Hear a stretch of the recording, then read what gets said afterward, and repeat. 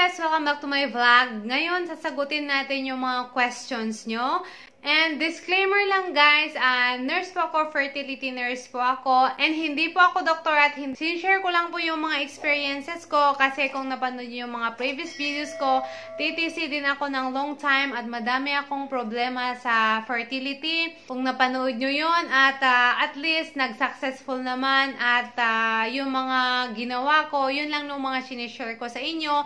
And then yung mga ginagawa din namin sa mga patient namin sa hospital and mostly na advices ng mga doctors din namin sa hospital dun sa pinagtatrabahuan ko. So, disclaimer lang yun guys. So, yun, alam nyo naman guys na madami din akong pinagdaanan kasi ang dami kong problema pero at least nag-successful naman tayo. Okay, number 1 na question, madaming nagtatanong ang tungkol sa pagpipills. So, meron din akong nagawang video guys na yes, nakaka-apekto talaga yung pills kapag prolong na tayong gumagamit nito. Kasi na-alter yung mga hormones natin. Kasi ang pills po guys ay content din yan ng progesterone o kaya estrogen or yung combined pills na sinasabi o kaya yung progesterone lang. So, eto mga synthetic hormones ang mga to. So syempre nakaka-alter yan sa mga hormones natin, yung mga natural hormones natin kasi makakalimutan na nga ng mga glands natin yung mga function nila, natural na function nila. So, yun. But, nire-recommend po ng doktor ang pills para ma-regulate yung cycle natin, di ba? Kung pupunta kayo sa doktor, eto, mag-pills ka muna, ganyan-ganyan. Yes, kasi ayun nga minsan, kung irregular tayo guys, susuplayan niya yung kakulangan ng hormones natin para magiging regular yung mens natin. Pero gaano ba katagal kasi? So, dapat yung mga supplement, usually naman yung treatment plan ng mga doctors guys, pagpipilsin lang kayo mga at least 2 to 3 cycles.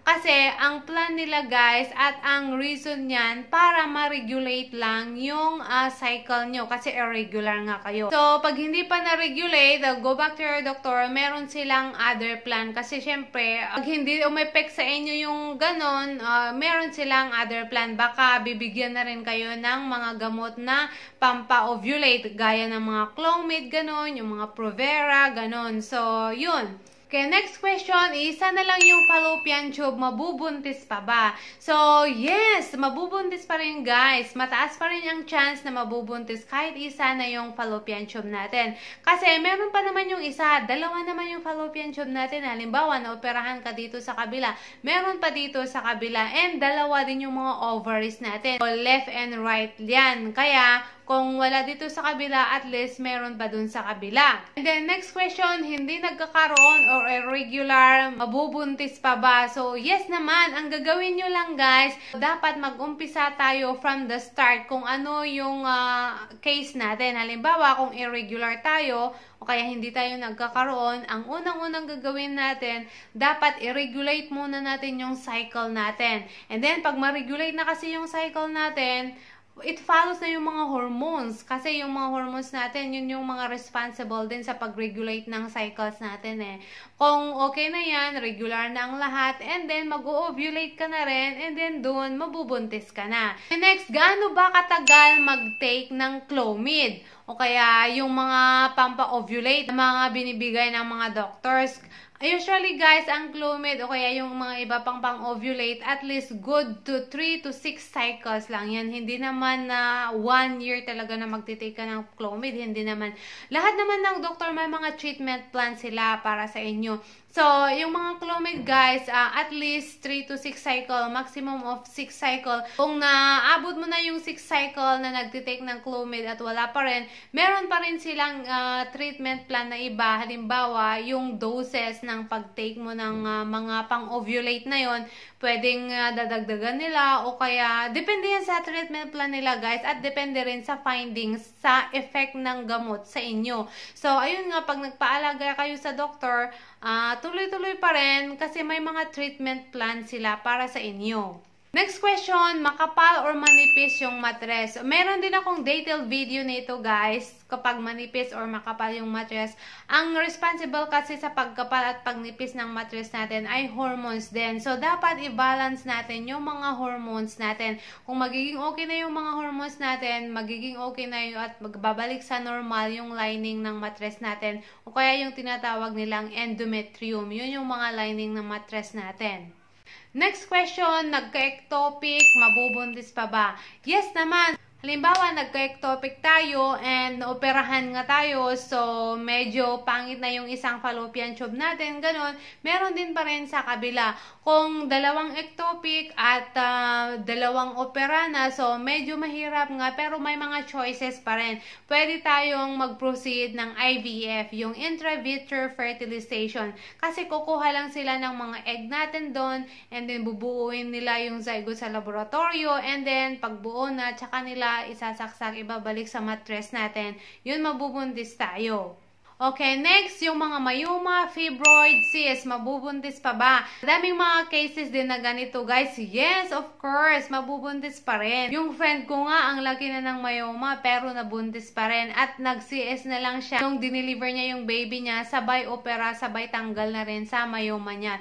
Kung nagpa-check up kayo, guys, at hindi naman sinasuggest ng doktor na ipatanggal yung mga cyst na yan, yung mga mayoma na yan, yung mga fibroids na yan. So, don't worry, just leave it there. So, try nyo pa rin, and more important, track your ovulation. Use OPK as possible para malaman nyo kung nag-ovulate kayo or hindi, at matatimingan talaga yung mismong ovulation nyo. As I said nga, 24 hours lang yung ovulation, kaya mahirap talagang timingan yan. So, you can use OPK na lang. So yun, bili na po kayo sa Ready to Preggy. Available na po yung mga OPK natin. So, andyan na po yung package. Pinadala ko na po. So, ready na po siya.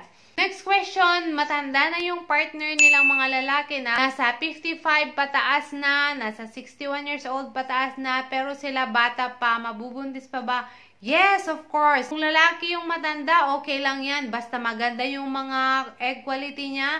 Pero dapat ipa-check up din muna. Kasi syempre, kahit bata pa yan, kung may mga problema pa rin, so ganun din. Kahit naman matanda yan, kung okay pa, maganda pa yung mga egg quality niya, so why not? Mabubuntis pa rin kayo, guys.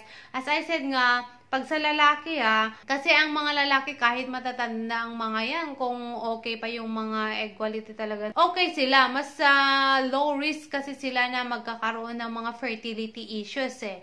So yun, mabubuntis pa rin guys. As long as okay ang lahat sa wife at husband. Okay, next is about sa mga nakunan. So ilang days ba after nakunan magre-regla at ilang months pwedeng mabuntis ulit.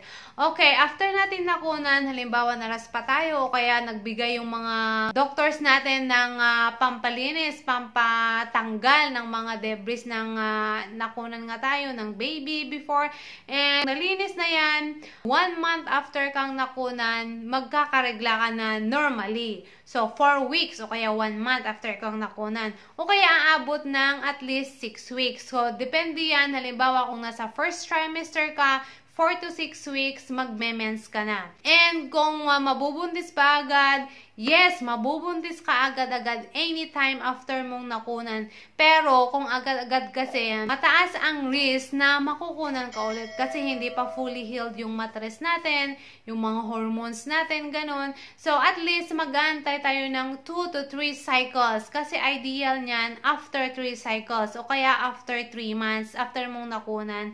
Okay, sa mga katanungan nyo guys about sa mga husband natin, about sa mga lalaki, i-comment nyo po lahat dito sa videong to kasi mai-interviewin po ako ng isang doktor namin sa hospital, sa International Hospital.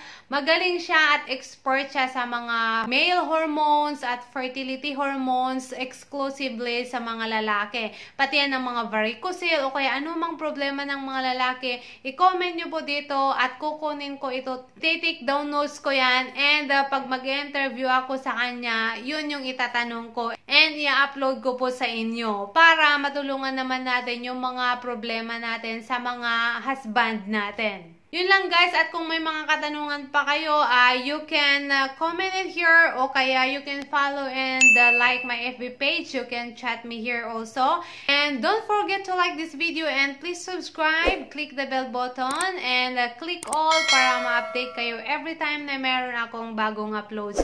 Baby Dasun and enjoy the holidays. Bye-bye and God bless.